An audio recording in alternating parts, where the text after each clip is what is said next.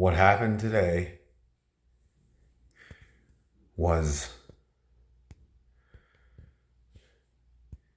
is a stain on this country that will take a very, very long time to clean out. The actions of the police forces deployed around Ottawa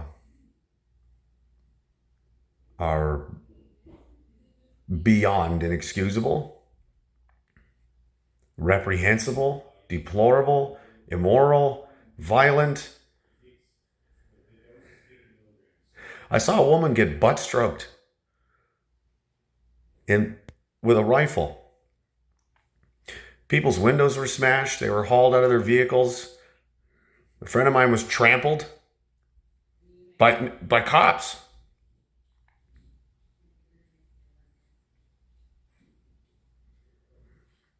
Friends of mine, wounded guys with their smashed up bodies that they put on the line for this country, were beaten by police, unarmed.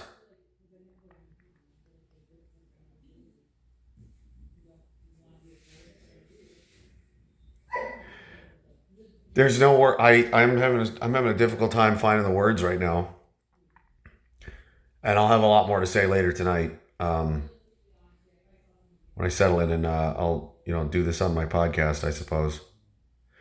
But this is a national tragedy, and it's still going on. It's still continuing.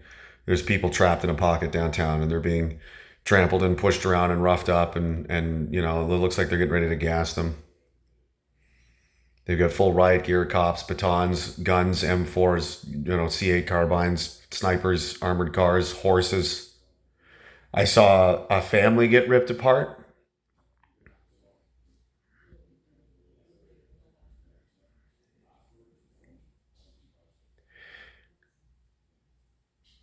This was the most beautiful and positive thing I ever saw come out of this country. And how this government reacted was with brute force. And where is the savior Conservative Party, who said nothing for 2 years? And we came to this point because of those people, because of their weakness and inability to do what is morally correct. And now this is where we're at, and there's crickets, nothing. You're trying to draft up a statement, Pierre? Why weren't you down there? You want to be prime minister? Sit down. Candice Bergen, sit down.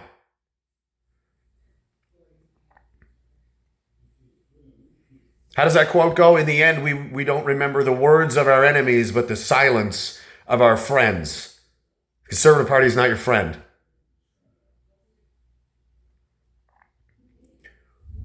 Let's talk about friends for a minute. I said, whenever that was, time is a funny thing down here in this bubble, that the movement had been subverted from the top down, that government operatives had taken control and hijacked this, and that is exactly what happened. You have a Liberal Party operative in there who campaign managed for Marco Mendocino, who calling us terrorists, me specifically, though he doesn't have the guts to say it out loud because it is ridiculous as it sounds. He doesn't know what he's talking about. Who'd have thought? And you've got BJ Dichter in there, longtime Conservative Party operative, government operative.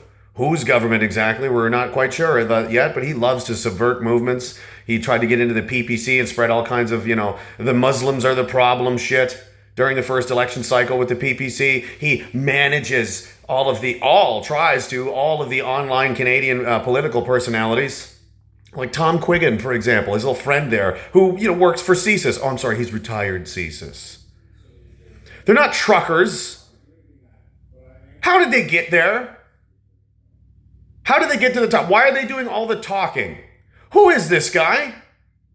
And where is he now? And where was he today? He's gone. BJ's not in Ottawa anymore. He's fled, probably with the money. And he told everyone to go home and surrender. After it was too late, of course. After all these people were kettled in and being arrested, having their lives destroyed, having their finances destroyed, their bank accounts frozen and seized. Who knows how many people are being doxxed illegally, having their data hacked and stolen by criminal scumbags at the behest of the liberal government, who then use it to punish these people. People are losing their jobs for $25 and $100 donations to some people that just want their lives back.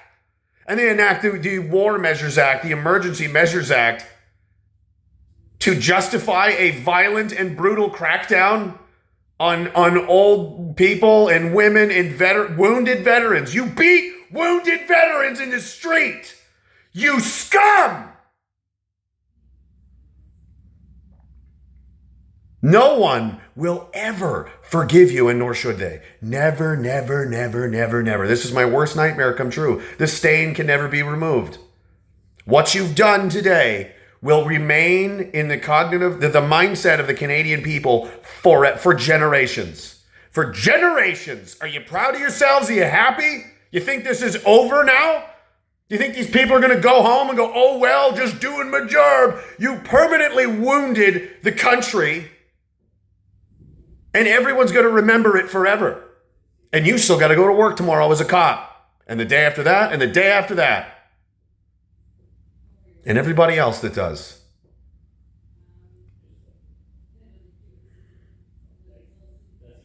Horrifying. And the next time, anytime, from now until the day I die, when anyone brings up the Canadian police officer, you know what I'm going to remember? You know what I'm going to think of? I'm going to think of Chris Deering, who was wounded in 2008 in the 2nd Battalion Royal Canadian Regiment, fighting for this country, being beaten by police thugs. What does he weigh, 130 pounds? It took 4 of you guys? Good job, big man. My friend Brian, Jack, now he's got a neck injury. He already had one. Great job. You tried to twist his head off. You scum.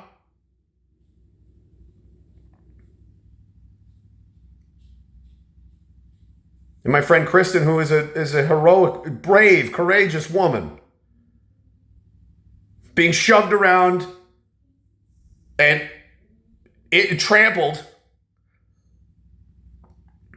while she's preaching, love and unity by you.